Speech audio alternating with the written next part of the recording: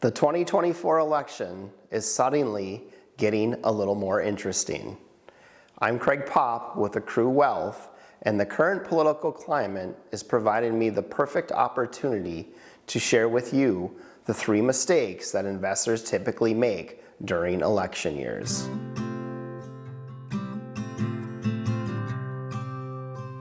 It's a topic we've covered before.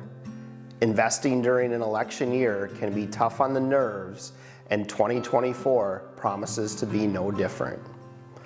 Politics can bring out strong emotions and biases, but investors would be wise to put these aside when making investment decisions. Mistake number 1. Investors worry too much about which party wins the election.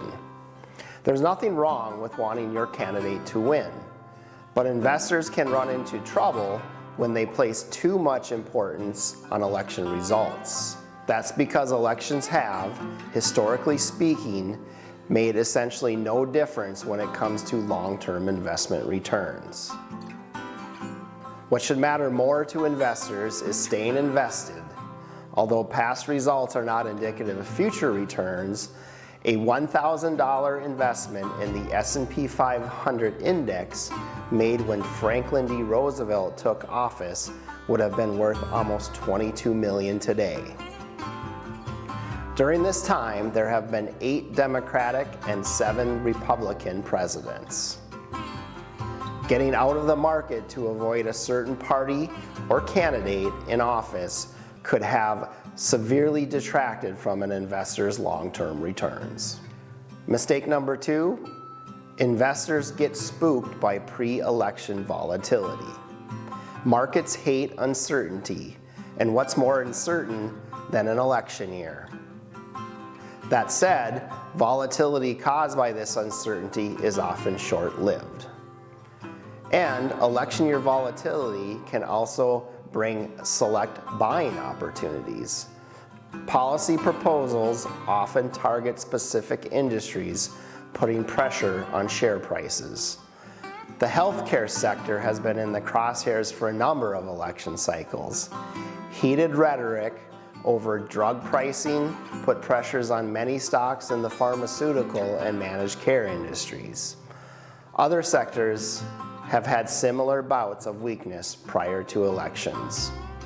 Does that mean you should avoid specific sectors altogether? When everyone is worried that a new government policy is going to come along and destroy a sector, that concern is usually overblown.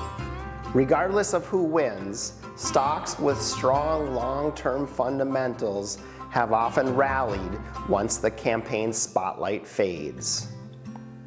This pre-election market turbulence can create buying opportunities for investors with a contrarian point of view and the strength to tolerate what could be short-term volatility. Mistake number 3, investors try to time the market around politics.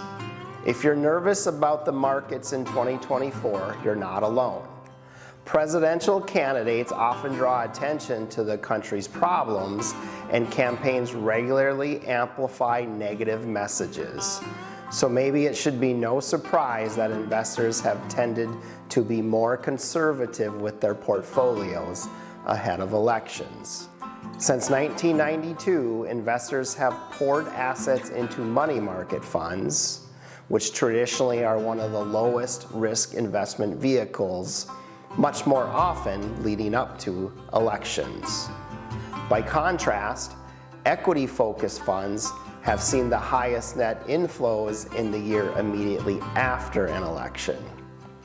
This suggests that investors may prefer to minimize risk during election years and wait until after uncertainty has subsided to revisit riskier assets like stocks. But market timing is rarely a winning long-term investment strategy, and it can pose a major problem for portfolio returns.